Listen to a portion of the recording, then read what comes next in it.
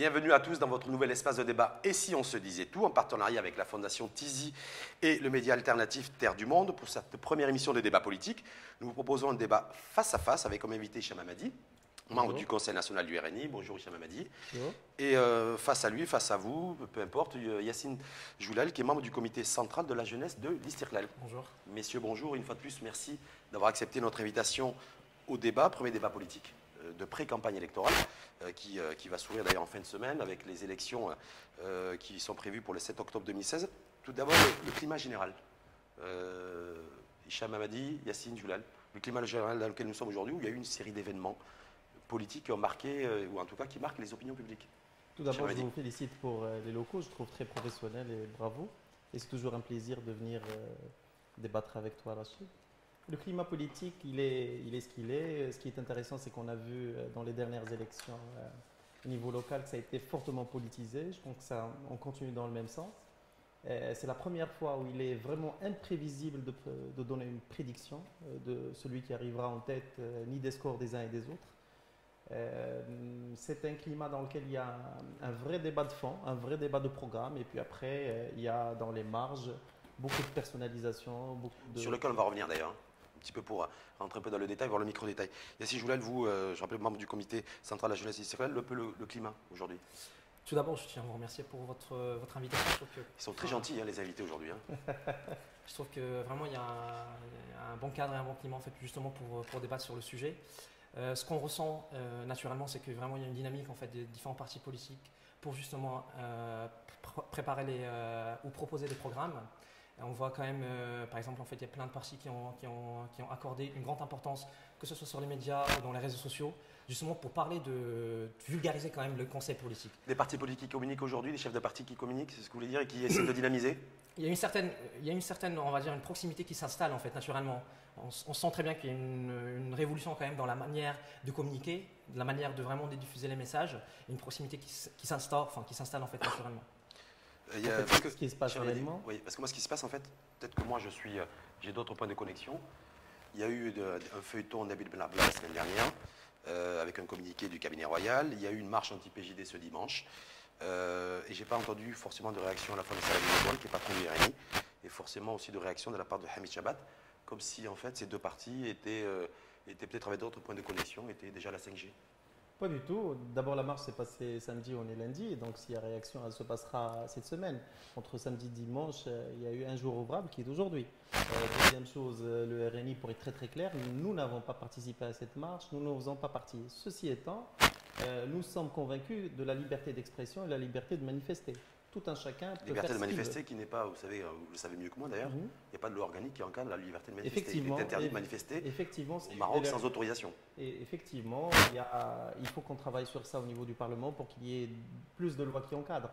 Maintenant, ce que je voulais dire, c'est que tout un chacun peut manifester. Et il paraît qu'il y a une partie de la société civile qui a décidé de faire cette marche. Et que je croyez au RNI? Je note que d'abord, spontané. Je note que ça a été désorganisé. Donc, et ça, c'est quand il s'agit d'un mouvement spontané, effectivement, il est désorganisé. Je note que ça n'a pas mobilisé beaucoup de gens. Donc, c'est entre 2000, 3000, 4000 personnes. Donc, ça n'a pas eu un écho, on va dire, positif auprès de la population. Et je note qu'il y a eu beaucoup d'informations et de la désinformation. Donc, d'un côté, on nous dit on est sorti contre Benkiran. D'un autre, on nous dit on nous a fait sortir, on nous a acheté un mouton. Mais franchement, c'est lamentable. Pour le mouton, c'était avant-hier. Mais avant-hier, voilà. C'était le sandwich et le transport. Le transport. Est-ce que ça arrange les affaires du RNI, ça? Un mouvement spontané comme ça qui d'abord, ça ne nous touche pas. Anti-PJD qui dit voilà, Benkiran dégage. Je ne pense pas qu'on peut faire une politique ou qu'on peut faire un programme d'un pays anti-quelqu'un. On fait un programme par rapport à une vision d'un Maroc qu'on souhaite. On fait un programme sur lequel on va revenir. Voilà, par rapport à des ambitions, par rapport à un projet politique. Mais être contre quelque chose, ce n'est pas un projet. Hamid Chabat, lui, il est habitué à des manifestations. Je me souviens, c'était il y a 2 ans, je crois, 2-3 ans, une organisation anti-gouvernementale, anti-Abdellah Benkiran, avec un bonnet d'âne aux avant-postes. Donc, est-ce que là, cette manifestation anti-PJD, anti-Benkiran, voilà, est-ce que ça arrange les affaires du l'Istiqlal, de Hamid Chabat? Comment vous avez Déjà, je partirais perçu ça? Vraiment, le point de départ, c'est de se dire, en fait, le droit de manifester, c'est un droit, en fait. Enfin, manifester, c'est un droit. dans toute démocratie qui s'établit, on estime en fait que le fait de sortir, peu importe le slogan qu'on sort, peu importe en fait le concept politique en fait qu'on essaie de véhiculer ou de marketer, il y a un droit. Maintenant, en contrepartie, est-ce que ça sert vraiment en fait la scène politique marocaine? Est-ce que réellement on en tire en fait un certain profit, ou pour un parti ou pour un autre? Pour vous, ça ne servait à rien en fait. Je pense, Vous dénoncez cette marche? on n'a pas participé déjà. Oui. Donc déjà en fait on ne cautionne pas en fait le fait déjà le fait de ne pas participer, c'était un choix qui était voulu, qui était en fait communiqué même pour tous les partisans en fait du parti politique. Et puis il y a aussi la question fondamentale est de se dire arrêtons de se concentrer sur vraiment ce qui se passe en fait en termes de paroles et concentrons sur un programme. Donc vous êtes vous sur les programmes en fait. Voilà. Tout ce qui peut se passer en périphérie importe peu l'Israël. C'est pas question qui s'apporte peu, on peut en tirer des leçons. Bien sûr, il y a des indicateurs en fait, parce qu'en fait, il y a une température qui est ressentie. Lorsque le cabinet royal adresse un communiqué à un chef de parti, en l'occurrence le PPS, est-ce que ça fait réagir en interne l'Israël qui n'a fait aucun commentaire externe? Je pense à mon avis, en fait, c'est une affaire de... Je ne dirais pas que c'est une affaire d'un parti, parce que quand même, il y a quand même une... On ne va pas cautionner ce que M. Ben Abdallah, en fait, il a annoncé. Maintenant, il y a quand même une question plus profonde. Qu'est-ce qu'on doit proposer comme projet au peuple marocain? Moi, personnellement, j'aurais un avis personnel là-dessus. On s'est égaré quelque part dans ces paroles. Et on a oublié vraiment le besoin. C'est quoi le besoin du peuple marocain aujourd'hui? C'est quoi le besoin réellement de la jeunesse marocaine? C'est quoi le besoin de la femme? Vous avez des propositions en la matière? Bien sûr. Bon, sur lesquelles on va revenir. Juste, ben oui, parce que vous êtes effectivement là pour ça et je vous en remercie une fois de plus. Donc, juste sur ce que disait tout ce qui peut se passer ou tout ce qui s'est passé en quelques jours, c'est le RNI, est-ce qu'il est au-dessus de ça? Il se dit de toute façon, ça compte pas, moi je ne rentre pas là-dedans. Moi, ce qui m'intéresse, c'est un projet pour les Marocains, sachant que vous étiez aux responsabilités vous êtes toujours aux responsabilités. Jusqu'au 7 octobre. S'il y a quelque chose qu'on reconnaît au RNI, c'est qu'il ne rentre pas dans des guerres, dans ce type de déclaration et contre-déclaration. C'est une constante chez nous. D'ailleurs, on a essuyé beaucoup d'attaques sur la personne du président, sur les ministres, et on n'a jamais réagi d'une manière, on va dire, on a toujours réagi d'une manière adéquate. Sur le recadrage du cabinet royal qui a été sorti, à mon avis, ça va dans le même sens que le discours de Sa Majesté. C'est que le roi est au-dessus, on va dire, de toute pratique partisane et que son seul parti, c'est le Maroc. Et donc, il était normal qu'il y ait cette sortie pour qu'on puisse recadrer. Que ce soit Saladin Mezouar ou Hamid Chabat, vous lâchez, vous désolidarisez de Nabil Ben Abdallah. C'est pas une question de. C'est pas Non, c'est pas une question de désolidarisation. J'ai l'impression que vous le lâchez au lion. C'est une question, c'est une certaine sagesse. Lorsqu'on affronte un cyclone, à un moment donné, il faut attendre que la tempête passe. Et puis prendre en fait les mesures nécessaires et pour pouvoir en fait surpasser en fait ce climat en fait qui est un peu mouvementé, tourmenté quelque part, par des déclarations par là, par des manifestations par-ci. Maintenant, on se pose la question de se dire, est-ce que c'est un intérêt en fait que M. Hamid Chabat en fait sort avec un communiqué officiel en disant voilà, je suis contre ce que M. Ben Abdallah a dit ou ce que Ben Kiran a dit? Je ne pense pas que c'est la bonne démarche. Hamid Chabat est sorti en disant que le tahakoum n'existait pas. Le tahakoum, juste là-dessus, pour revenir là-dessus, pour tahakoum. Il a fait une déclaration il y a quelques jours. Il a fait une déclaration sur tahakoum. Alors qu'il y a quelques temps, il considérait qu'il y avait un tahakoum qui existait. Allez-y. Remettons les choses dans leur contexte. Aujourd'hui, il y a un bilan qui est quand même catastrophique. Bilan de ce gouvernement actuel. Lorsqu'on voit tous les indicateurs, en fait, les représentés aujourd'hui par Hicham Hamadi. Bilan catastrophique. Un bilan catastrophique. Ils n'ont rien fait. Ils ont échoué. Non, je dis pas. En fait, là, il faut toujours faire attention en fait aux mots. C'est pas question qu'ils n'ont rien fait. Bien sûr, en fait, pendant 5 ans, il y a quand même des mesures, il y a quand même un programme qui a été voté, validé, on va dire par tous les partis qui étaient en coalition et qui ont gouverné aujourd'hui. Demain, la question de Hamid Chabat, c'est quoi? C'est de se dire, ok, laissons le tahakoum de côté. Comme il a dit, il y a tahakoum en Europe, tahakoum aux États-Unis. La question fondamentale, c'est que qu'est-ce qu'on apporte comme solution au peuple marocain? Quand vous dites, c'est intéressant, Yassine, je voulais juste, avant de donner la parole à Hicham Hamadi, qui s'empresse d'ailleurs de vouloir s'exprimer, quand vous dites, en fait, ce gouvernement sorti d'une législature de 5 ans de direction du pays, censé redresser peut-être un certain nombre de choses, nous faire avancer, donner un coup d'accélérateur sur des réformes, qu'est-ce que vous lui reprochez à ce gouvernement? Qu'est-ce qui a manqué? Je pense que le point essentiel, c'est de se dire, ok, il y a une problématique, il y a un besoin du peuple marocain, Est-ce qu'on a les compétences en fait pour répondre à C'est quoi les besoins? Quand vous dites les besoins, est-ce qu'on a les thématiques?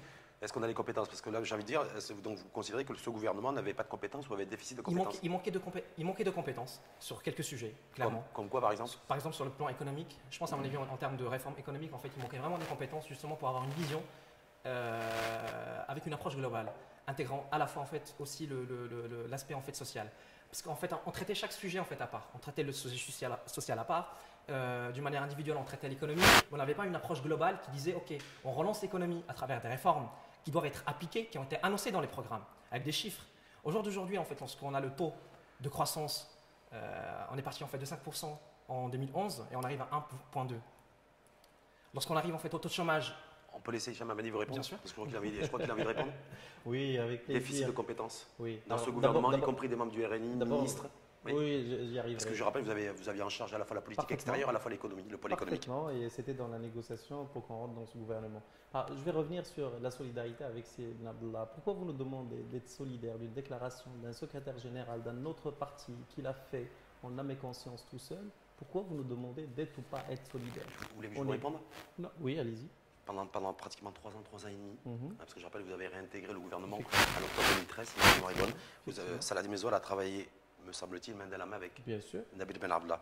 Donc c'est pour ça que je dis, est-ce qu'il reste-t-il encore de la solidarité gouvernementale ou pas du tout? Bien sûr. Voilà. Alors la solidarité gouvernementale est liée. Par contre, quand on fait une déclaration qui n'a rien à voir avec le gouvernement et cette déclaration elle est de nature politique et elle intervient dans un climat d'élection, on n'a pas à être solidaire de ces déclarations. Il assume ce qu'il a dit et il y avait un communiqué du PPS qui répondait et qui clarifiait les choses. Donc ça nous regardait pas. C'est pas fini d'ailleurs. Mais sur ce que disait Yassine Joulal, en fait, économiquement, il n'y avait pas de vision, il n'y avait pas de combinaison développement économique, développement social. Donc problème de voilà. Et surtout, selon Yassine Joulal, sur la cause ou l'origine, en tout cas, c'est un déficit de compétences. Alors, revenons un petit peu en arrière. Je rappelle que le Cerclel était dans le gouvernement et qu'il a passé 2 ans avant que nous on y arrive pour le sauver. Il ne faut pas oublier que le Cerclel a quitté le bateau. Si effectivement il avait une vision, il fallait qu'il la porte jusqu'au bour. Il fallait qu'il ait le courage de se dire. Entre-temps, ils ont changé de secrétaire général. Mais bon, ça, c'est une autre. C'est pas parce qu'on a changé un secrétaire général au sein d'un parti qu'on va se dire on ne participe pas dans un gouvernement. Il y a une ligne d'un parti, il y a une politique, il y a un programme et on se dit on est dedans et on mène le bateau jusqu'à la fin. Donc je rappelle qu'ils sont sortis au bout de 2 ans. Après, je vais revenir là-dessus. Je vais revenir sur ce point-là. C'est normal. Donc nous, on nous a proposé d'intégrer le gouvernement. Nous, on va dire le lendemain des résultats, le président du RNI avait dit nous ne rentrons pas dans le gouvernement. Et c'est qu'après que le Cerclel a décidé de sortir et qu'on voulait faire réussir cette expérience. Ça, c'était quelque chose d'assez important. C'est qu'on s'était dit, il y avait les instances du parti, notamment le Conseil national, qui est le Parlement du parti, qui a décidé qu'il faut qu'on fasse réussir cette expérience et c'est une première au niveau régional. Regardons ce qui se passe en Égypte, regardons ce qui se passe ailleurs. Donc on est rentré dans le gouvernement. Parce que l'expérience des islamistes en Égypte n'a pas marché. Donc regardons pourquoi. Le contexte complètement totalement différent. Juste de manière générale, je voudrais qu'on aille. Je n'ai pas encore fini sur le déficit parce que vous avez dit que nous manquons de compétences, qu'il n'y avait pas de coordination, que chaque département était géré tout seul. Il a surtout dit qu'on a commencé en 2011 avec un niveau de croissance de 4,5%, 4,4 me semble-t-il, et qu'on a fini et que vous avez fini la législature avec un point. Une moyenne. Voilà, donc il y a 3 points de croissance qui ont disparu. Une moyenne générale de 3,5 et je ne conteste pas les chiffres. Par contre, ce que je dis. On finit avec 1,2%. Oui, une moyenne de 3,5. Mais je peux revenir aussi sur les autres gouvernements où on était à une moyenne de 5. Là, on lidait les finances. Bref, oui, je ne conteste pas le chiffre. Par contre, il faut mettre les choses dans leur contexte. Donc, on rentre dans le gouvernement il y a 3 ans. On rentre, quelle est la situation quand on rentre? C'est celle-là, la situation catastrophique. Je ne suis pas d'accord. À la rentrée. Non, allez-y. Bien sûr, quand je finis, après, il réagit.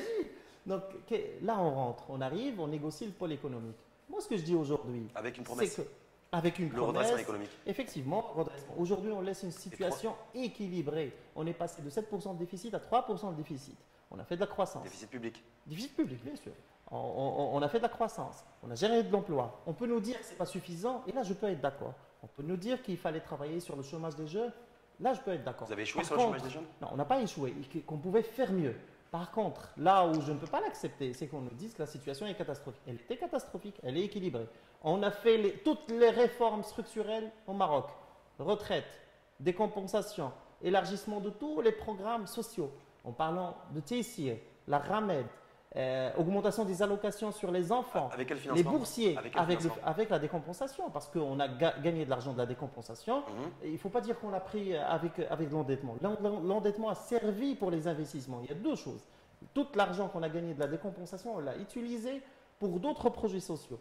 Maintenant, là où on peut se rencontrer, c'est qu'effectivement, on aurait pu faire mieux. Mais regardons le temps imparti. On a fait à peu près 50% du temps du gouvernement. Regardons les réalisations. Et moi, je me pose une question. Oui. Qu'est-ce que ça serait la situation si on ne serait pas dans ce gouvernement? Ah, ça peut-être que c'est Dieu qui a la réponse. Ou peut-être Yassine Joulal. Je vais revenir en fait, là on va faire en fait un peu d'histoire par rapport à la sortie du... Oui, allez, ouais, très rapidement sur la sortie, parce que celles et ceux qui vous écoutent, en fait, ils ont envie de savoir ce que, non, mais je veux dire par ce que rapport vous juste, en pensez, fait, ce que vous proposez. à la sortie du, enfin l'événement qui a été marqué par la sortie du Lessiklal en fait du gouvernement.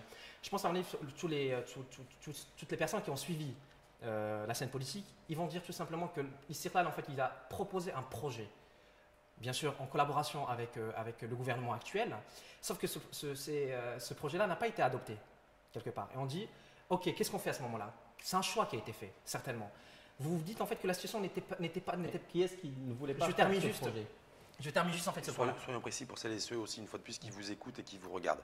Bon, effectivement, il y a eu tout un contexte en 2013. Effectivement, Hamid Chabat a accédé à la fonction de secrétaire général du parti avec une proposition qu'il a faite à Abdellah Benkiran en tant que chef de gouvernement, qui n'a pas forcément retenu l'attention d'Abdellah Benkiran, ce qui a provoqué le fait que le Istiqlal se retire de. Tout à fait, oui. Mais là, par rapport à ce que nous dit. Après, par rapport à la situation, en fait, si on compare en fait deux gouvernements, le gouvernement d'Abbas Fessi et le gouvernement d'Abdellah Benkiran, Monsieur Abbas Fessi, en fait, à l'époque, on avait connu en fait la crise économique.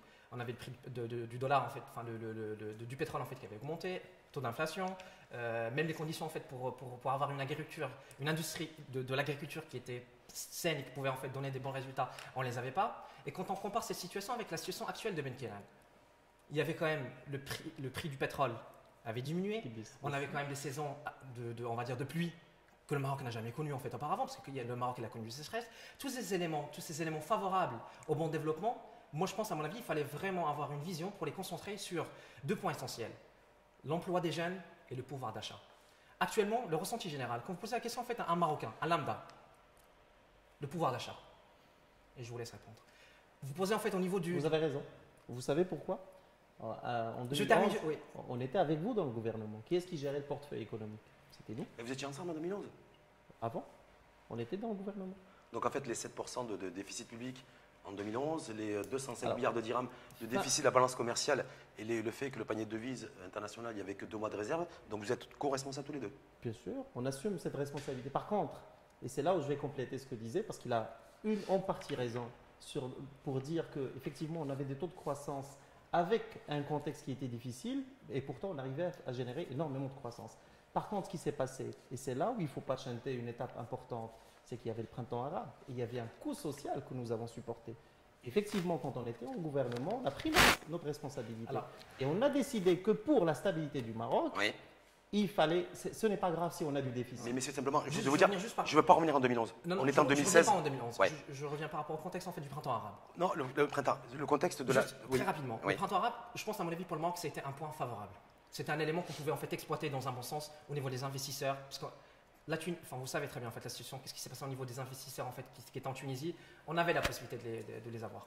Donc le printemps arabe pour moi, c'est vrai il y avait on va dire une pression sociale, mais on avait quand même un levier, le levier investissement pour créer de la richesse. Bon, en tout cas, juste. Mais Mais qu'on ait une vision avec oui, recul, le printemps arabe, c'est derrière nous, malheureusement. Ouais. Malheureusement, c'est derrière, enfin, heureusement, peu importe, c'est derrière nous. C'est-à-dire aujourd'hui, par rapport à des propositions de situation économique, elle est claire. Il y a 1,2 de croissance.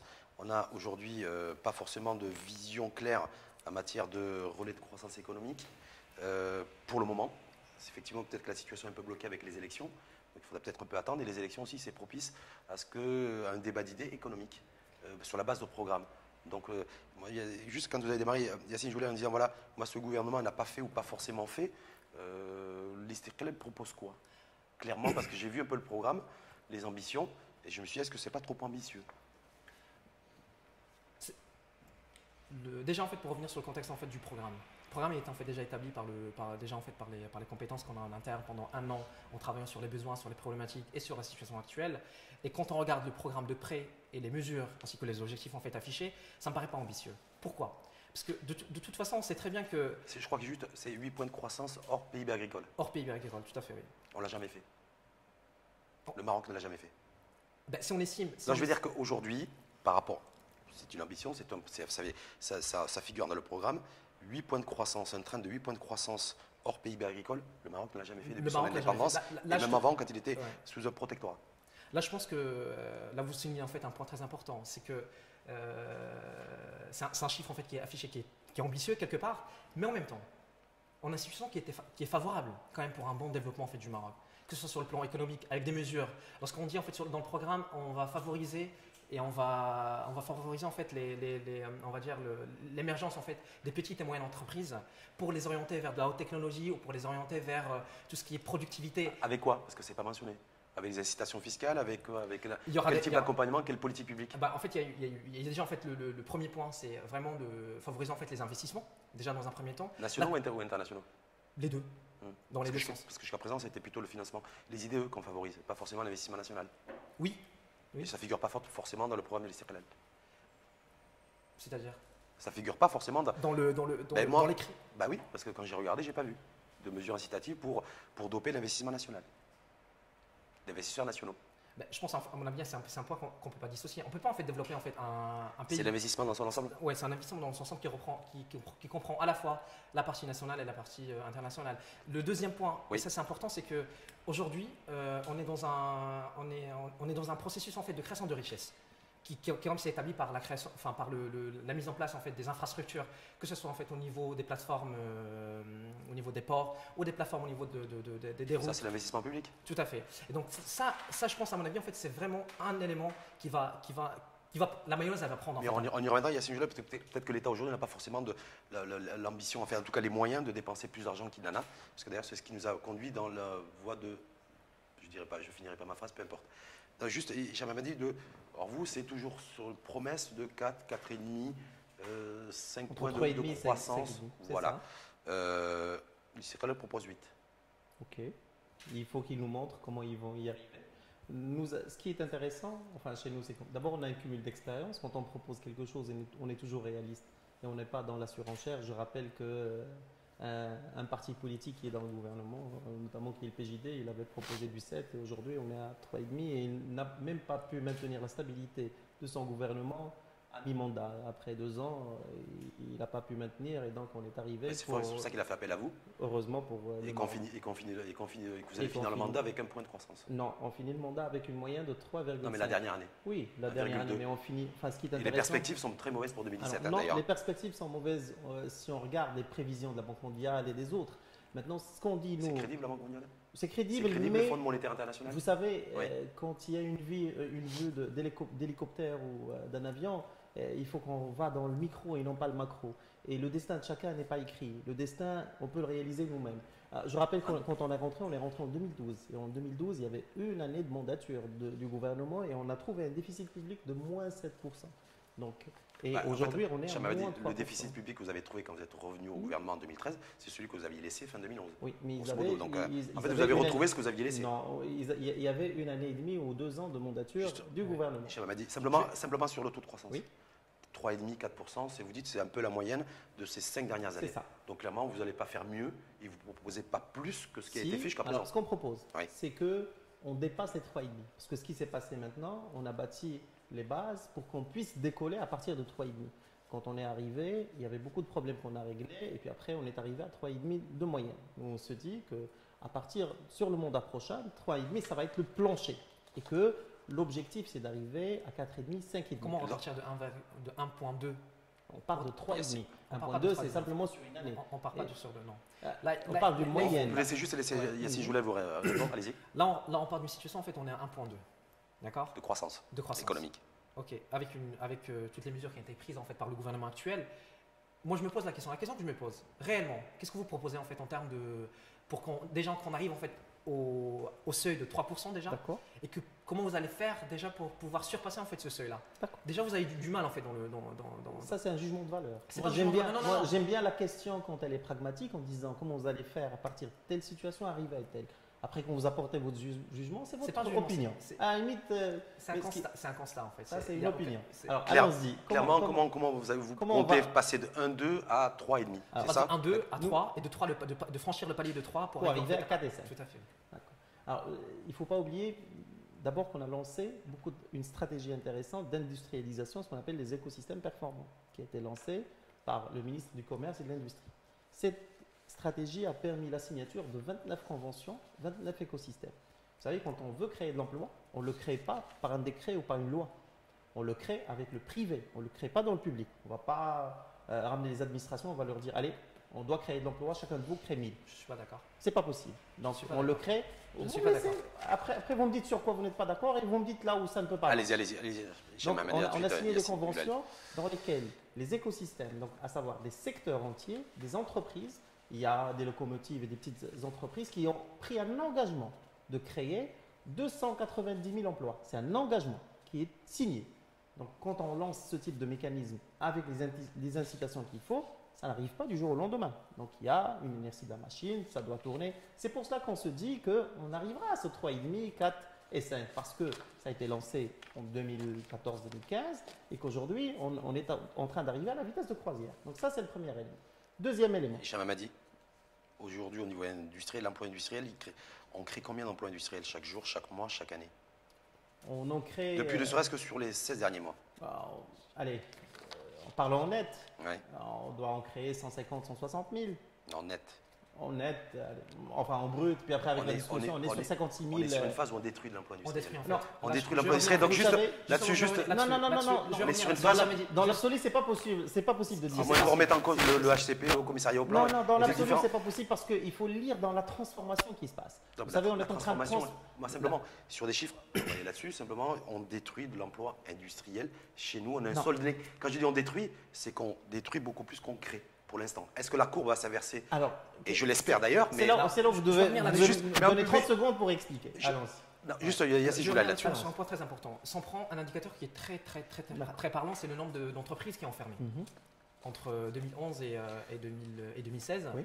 on se rend compte en fait qu'on est passé de 3098 à 5092. Donc, Fermeture. Fermeture, c'est-à-dire qu'ils ont mis en fait les clés sous la porte en disant voilà, on peut pas continuer dans ces conditions.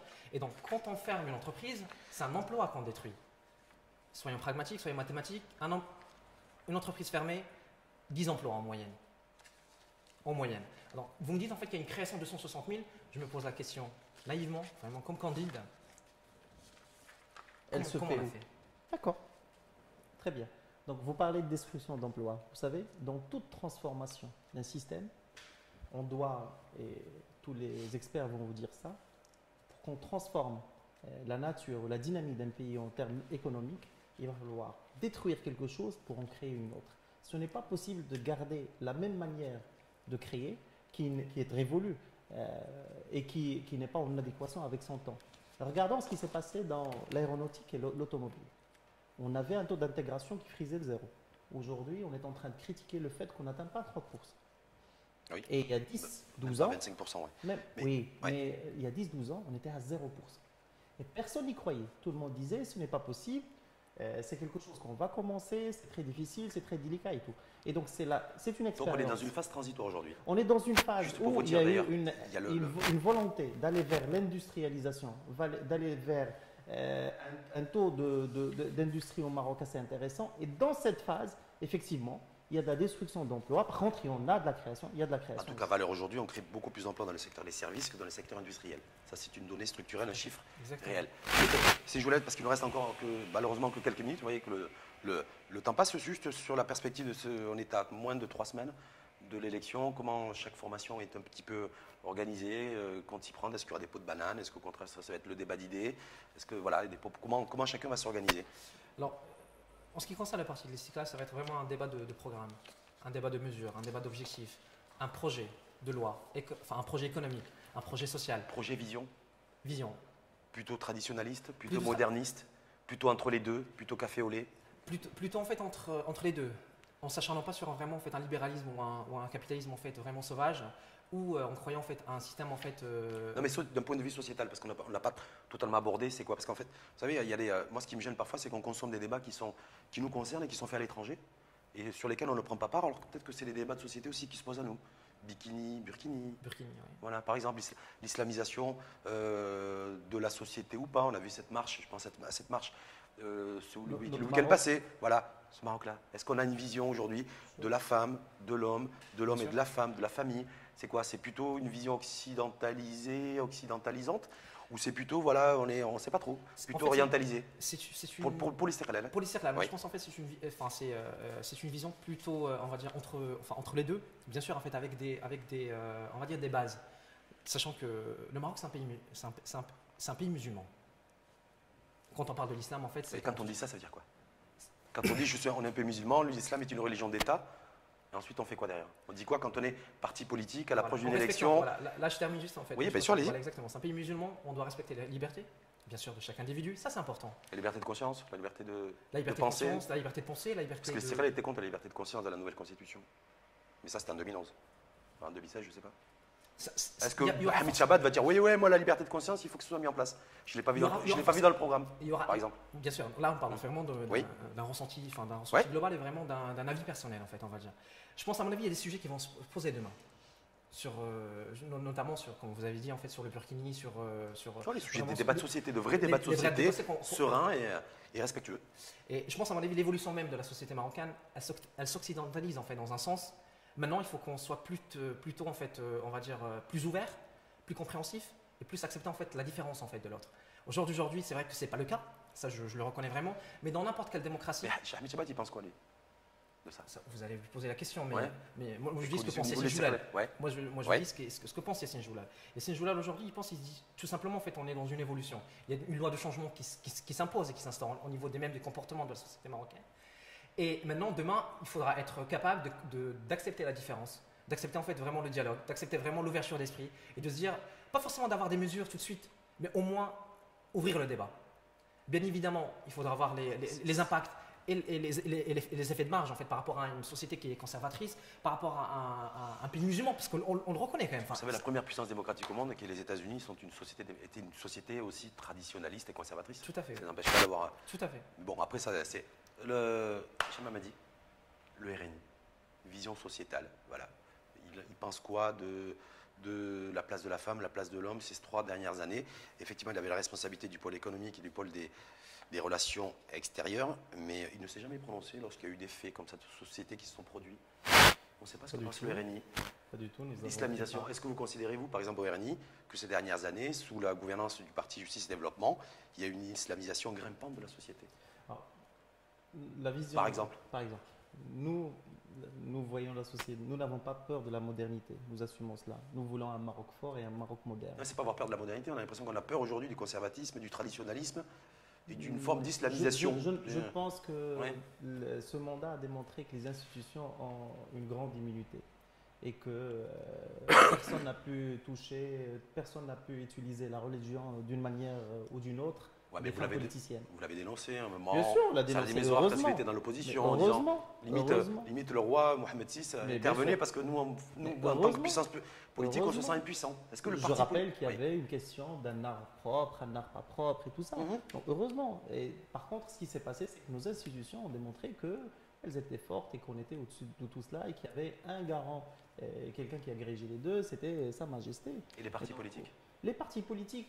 Je pense que la religion est un fait personnel, est un fait qui est déjà géré par une institution. Nous sommes là pour proposer un projet de société et puis après des mécanismes pour qu'on puisse répondre à des attentes des Marocains. Nous ne sommes pas là pour dire hada halal ou hada haram. Ce n'est pas de notre ressort. Il y a des institutions pour cela.